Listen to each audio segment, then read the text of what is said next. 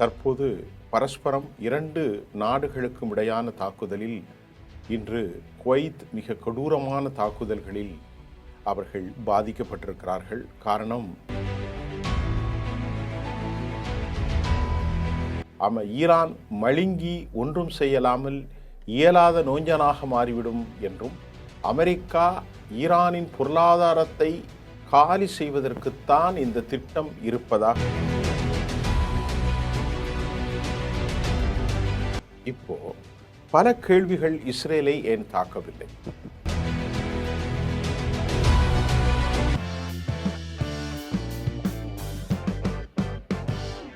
நேர்களே, தற்போது அமெரிக்காவினுடைய 11வது கன்சிக்யூட்டிவ் நைட் தொடர் தாக்குதல்களை டிஃபென்ஸ் செக்ரட்டரி பீட் ஹெர்ட்ஸ் ஈரானின் மீது நடத்தியதாக அவர் உறுதி செய்கிறார். நேற்று நள்ளிரவு வரைக்கும் பயங்கரமான தாக்குதல்களை ஈரான் சந்தித்து வருகிறது. இதுவரைக்கும் the cost of the war has reached $37.5 billion. ஒரு $40 பில்லியன் என்று அவர்கள் கூறியிருக்கிறார்கள். ஆகவே இந்த மதிப்பீடு குறைவாகத்தான் இருக்கிறது. ஆனால் உண்மையிலேயே 20 லட்சம் கோடிக்கு மேலான தாக்குதல்களில் அமெரிக்க பணங்கள் சேதாரப்பட்டிருக்கிறது. அமெரிக்காவுடைய இழப்பீடுகள் பல லட்சக்கணக்கான கோடி ரூபாய்களை சந்திக்கும் என்றும் செய்திகள் வந்திருக்கிற நிலையில், தற்போது பரஸ்பரம் இரண்டு நாடுகளுக்கும் இடையான தாக்குதலில் இன்று குவைத் மிக கொடூரமான தாக்குதல்களில் அவர்கள் பாதிக்கப்பட்டிருக்கிறார்கள். காரணம், குவைத்தில் ஈரான் குறுகிய தூர ஏவுகணைகள் மூலமாக குவைத்தை தாக்குவதால் அதிக பாதிப்பிற்கு குவைத் உள்ளாகிறது என்ற தகவலை பிரித்தானியாவிலிருந்து வெளியேறும் ஃபினான்ஷியல் டைம்ஸ் பத்திரிகை தெரிவித்திருக்கிறது. சதாம் ஹுசைனுடைய எழுச்சியின் காரணமாக பாதிக்கப்பட்ட பாதிப்புகளே இன்னும் அகலாத நேரத்தில் தற்போது ஈரான் குவைத்தை துவம்சம் செய்திருக்கிறது.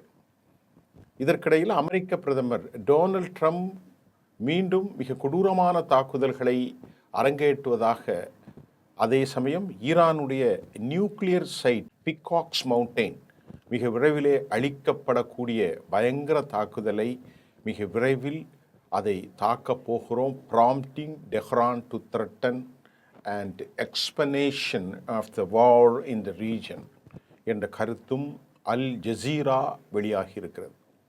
ஈரானை முழுமையாக நாங்கள் பலவீனப்படுத்தி விட்டுத்தான் தரைப்போருக்கு அமெரிக்கா ஈரானுக்குள் நுழைவதற்கான திட்டம் ஒருவேளை ஆயத்தமாக இருக்கலாம் என சர்வதேச பாவனையாளர்களுடைய பார்வையின் அடுத்தும், ஈரானுடைய புஷர் நகரில் அமெரிக்கா கடும் தாக்குதலை நடத்தி இருப்பதாகவும் நேற்று 10வது நாள் இச்செய்திகள் வெளியாகி இருக்கிறது. ஈரானுடைய தாக்குதலில் பஹ்ரைன் அமெரிக்க வான் பாதுகாப்பு மண்டலம் முழுமையாக இழந்து போனது என்றும், குவைத்தில் அல் குபார் அல் சலேம் உள்பட பல்வேறு பகுதிகளில் கடும் தாக்குதல்கள் நடத்தப்பட்டு அது சிதிகிழந்தமடை நிலையில் போரை நீடித்து கொண்டிருக்கும் நிலையில் நாங்கள் ஒருபோதும் அடிபணிந்து விடுவோம் என அமெரிக்கா நம்பினால் அது வெறும் கானல் நீர் போன்றதென்றும் ஈரான் தெளிவுபட கூறியிருக்கிறது.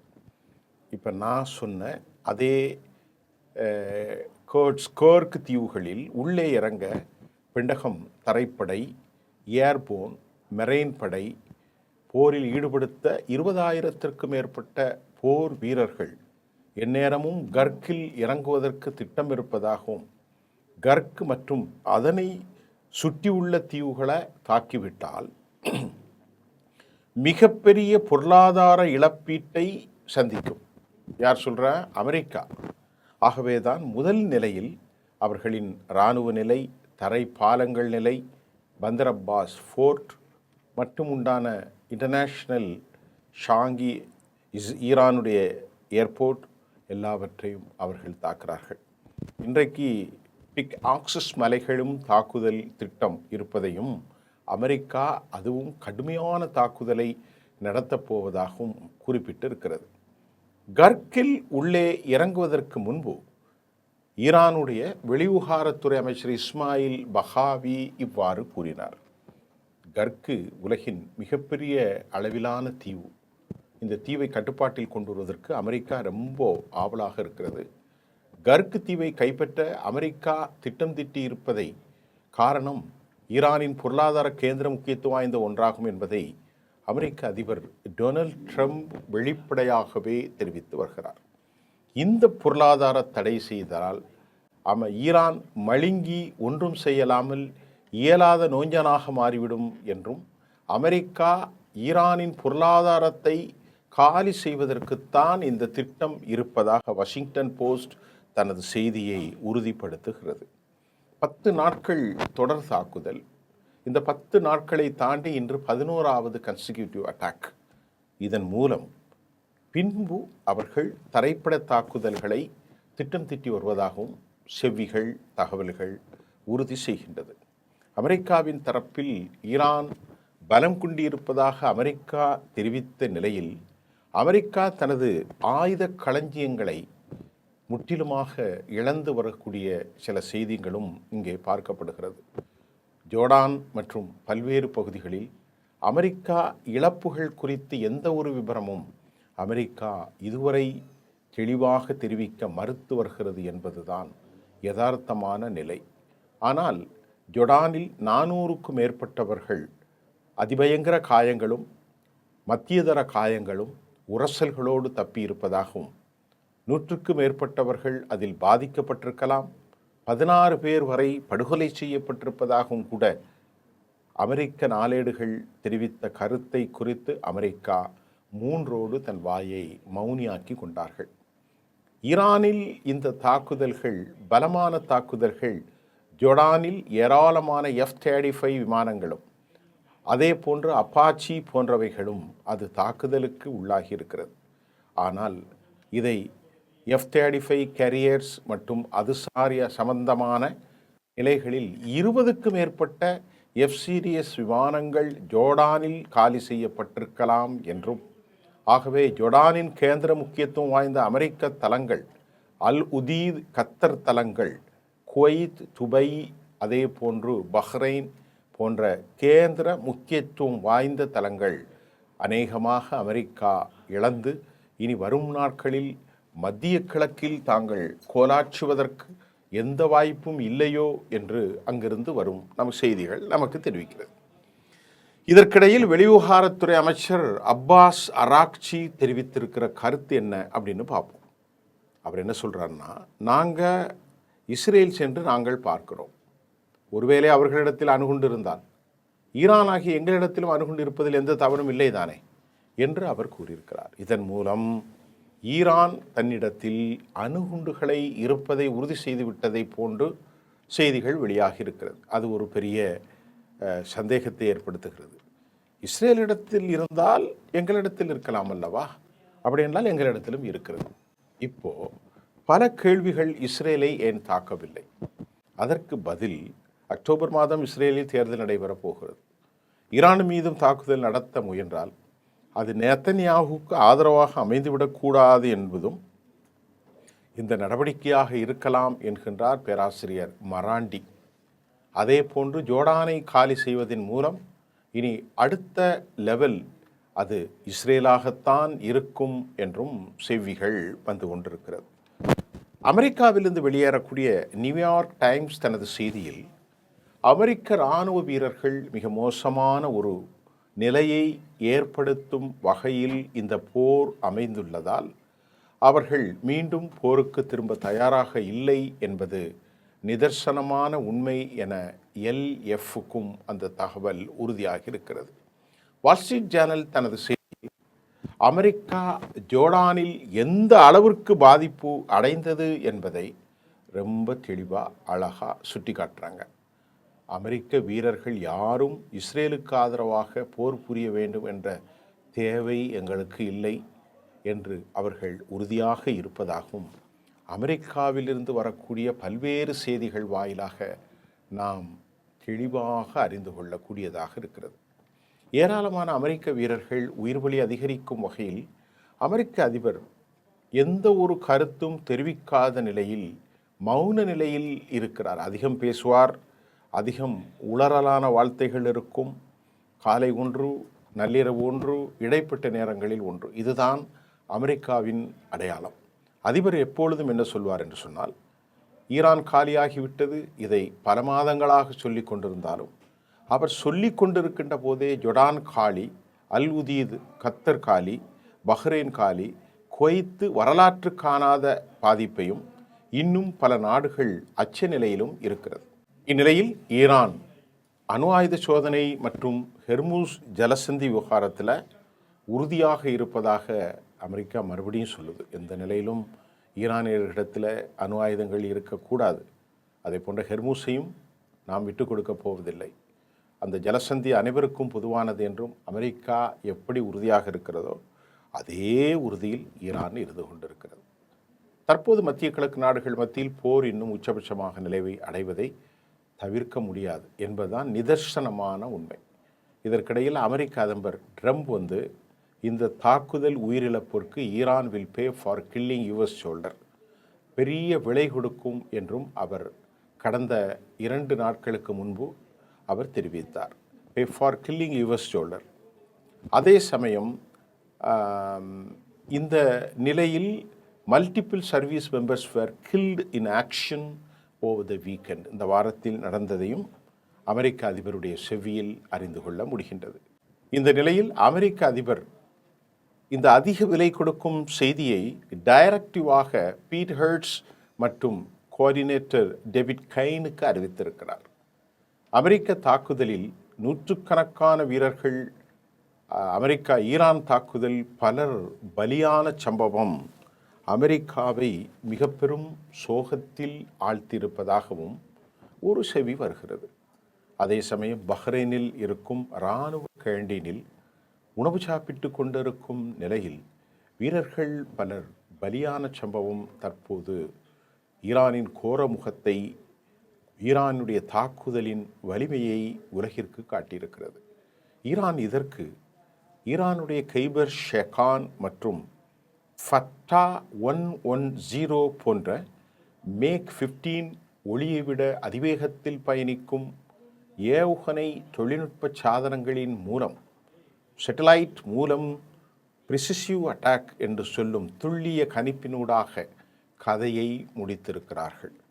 அமெரிக்கா அரபு நாடுகளில் நிறுத்தி வைக்கப்பட்டுள்ள ஆயுதங்களால் ஈரான் தாக்குதல்களில் ஏராளமானவை அழிந்து போயிருக்கும் நிலையில் பிரான்ஸ் மற்றும் இங்கிலாந்திலிருந்து வரக்கூடிய F-35 ஃப்ளைட் இங்கே அணிவகுத்து நிற்பதை பார்க்கின்ற போது அமெரிக்கா மீண்டும் ஒரு கடும் போருக்கும் அழிந்த விமானங்களுக்கு பதிலுரையாகவும் கூட இது தெரிவிக்கப்படுகின்றது. இதற்கிடையிலே அமெரிக்காவினுடைய அமேசான் டேட்டா சென்டர் ஆஃபீஸ் முழுமையாக அது நாசம் செய்யப்பட்டிருக்கிறது என்பதை IRGC, ஜோர்டான், பஹ்ரைன், குவைத், அதே போன்று குவைத்தில் இருக்கும் ஹரிஃபஜன் போன்ற இடங்களில் அமெரிக்காவினுடைய ஏர் டிஃபென்ஸ் சிஸ்டம் முழுமையாக அழிக்கப்பட்டிருக்கிற தகவல் அமெரிக்காவை உருக்குலைய செய்திருக்கிறது. இந்த நிலையில் ஈரான் அதிபர் அமெரிக்கா தனது வான்வழி தாக்குதல்களை விரிவுபடுத்தியதையும், தெஹ்ரான் அமெரிக்காவின் வளைகுடா கூட்டாளிகளின் மீது கடுமையான தாக்குதல்களை தொடர்ந்திருப்பதன் மூலம் ஒரு ஃபுல் ஸ்கேல் வாரில் ஈடுபட்டுள்ளதாக மசூஸ் பெசஸ்கியான் தெரிவித்துள்ளார். அதே நேரத்தில் பதட்டத்தை குறைப்பதற்கான பேச்சுவார்த்தைகள் தொடர்ந்து நடைபெற்று வருவதாகவும் தூதரக வட்டாரங்கள் தெரிவித்த அடிப்படையில் இப்பொழுது நிலைமை மிக மோசமான ஒரு களச்சூழலை எட்டிருக்கிறது. ஈரானுடைய ஊடகங்களின் தகவல் என்ன சொல்கிறது பார்க்கலாம். நிலத்தடியில் ஏவுகணை தல்கள் இருப்பதாக நம்பப்படும் டப்ரீஸ் பகுதிக்கு நாட்டின் ஒரே செயல்பாட்டில் உள்ள மக்கள் பயன்பாட்டு அணுமின் நிலையமான புஷ்ஹர் நகரையும் அமெரிக்கா கடுமையாக சேதப்படுத்தி இருக்கிறது. அமெரிக்க இராணுவம் வெளியான அந்த அறிக்கையில் அமெரிக்காவின் சென்காம் வான் பாதுகாப்பு மற்றும் கடலோர கண்காணிப்பு மையங்கள், கடற்படை திறன்கள், மிசைல் மற்றும் ட்ரோன் தளங்கள், தகவல் தொடர்பு வலைப்பின்னல்கள் ஆகியவை இலக்காக கொண்டு ஈரானில் அமெரிக்க இராணுவம் தாக்கியிருப்பதாக அமெரிக்க மத்திய கட்டளை தளம் அறிவிப்பு செய்து அதை உறுதியும் செய்கிறது. ஈரான் அமெரிக்க கடற்படையின் 5வது கடற்படை 5th ஃப்ளீட் தளம் அமைந்துள்ள பஹ்ரைன் மற்றும் குவைத் மீது உலகம் கண்டிராத தாக்குதல்களை நடத்தி வருவதாகவும் இதன் மூலமாக உலகளாவிய எண்ணெய் மற்றும் எரிவாயு விநியோகத்தில் போருக்கு முன்பு சுமார் 5இல் ஒரு பங்கை கையாண்ட ஹெர்முஸ் நீரணியில் ஸ்ட்ரைட் ஆஃப் ஹெர்முஸ் இப்பொழுது அங்கே சென்று கொண்டிருக்கிற கப்பல்களையும் கடுமையாக தாக்குதலுக்கு உள்ளாகி அது இருண்ட நிலைக்கு சென்றது. பஹ்ரைன் அரசு தாக்குதலால் நாட்டின் விமான போக்குவரத்து கண்காணிப்பு அமைப்புகள் முழுமையாக சேதமடைந்ததாக தற்போது வரை விமானங்கள் பாதிக்கப்படவில்லை என்று சொன்னாலும் மத்திய கிழக்கில் விமானங்கள் ஓட்டங்கள் முழுமையாக ஒரு நார்மலாக இல்லாத சோக நிலைக்கு சென்று போய்விட்டது. இதற்கிடையில் இது பழைய செய்திதான். சில நாட்களுக்கு முன்பு வந்த செய்தியில் 2 நாட்களுக்கான செய்தி.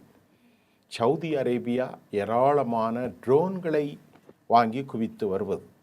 தைவான், உக்ரைன் போன்ற நாடுகளில் இருந்து அவர்கள் ஈரானை போன்று உருவாக உள்நாட்டின் பாதுகாப்புக்கு முக்கிய தரும் வகையில் சவுதி முயற்சி செய்து வருவதையும் காண முடிகின்றது. அமெரிக்கா எல்லா நிலையிலும் மத்திய கிழக்கில் பலகீனமாகிவிட்டது என்பதை சவுதி அரேபியா, பஹ்ரைன், குவைத், கத்தர், துபை எல்லாம் உணர்ந்துதான் இருக்கிறது.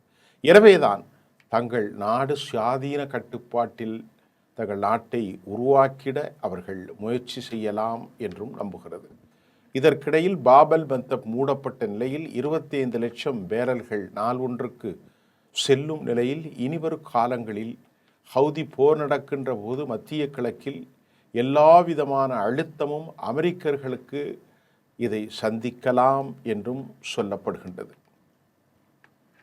இந்நிலையில் அமெரிக்காவின் CNN நியூஸ் ரிப்போர்ட் ஜோர்டானிலிருந்து ஏராளமான விமானங்களை காணவில்லை, அவைகள் அப்புறப்படுத்தப்பட்டிருக்கலாம் என்று கூறியிருக்கிறது. நான் ஏற்கனவே சொன்னேன், ஜோர்டான் மக்களுக்கு ஈரான் நன்றி தெரிவித்தது. காரணம், இது ஒரு பரபரப்பான தகவல்கள்.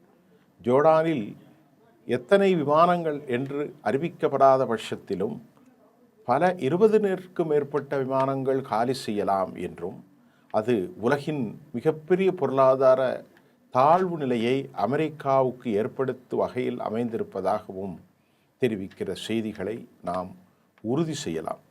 குவைத் எலக்ட்ரிசிட்டி முழுமையாக தடைபட்டு போய்விட்டது. கத்தர் மற்றும் பல்வேறு அமெரிக்க தளங்கள் காலி. அல்சலாம் பகுதியில் விமானங்கள் நிறுத்தி வைக்கும் ஹேக்கர்ஸ் முழுமையாக அழிக்கப்பட்டது.